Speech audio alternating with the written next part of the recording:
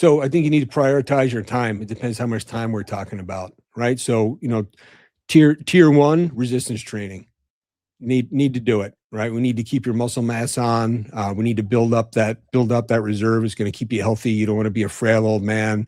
You want to be the 80-year-old guy who's helping other people put their luggage in the overhead compartment instead of the frail old guy who needs the help, right? Just make that your goal.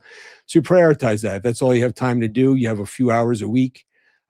Even 2 sessions of weight training a week or 2 sessions of calisthenics per week can go a long way. I think 3 would be even better.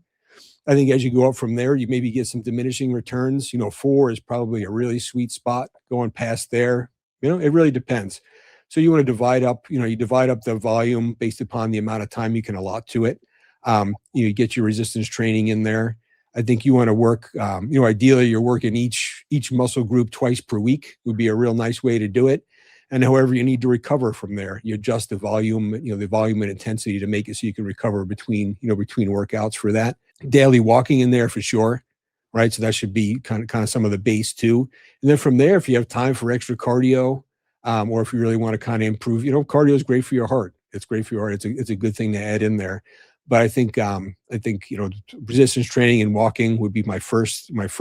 Fill in the rest with the extra time you have if you have some time for some extra cardio.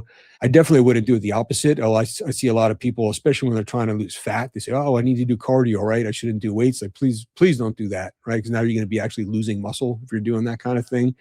So keep resistance training to keep the muscle, walking daily to keep things moving, and minimal cardiovascular fitness. Layer in some extra cardio if you need some, if you have some extra time to do it.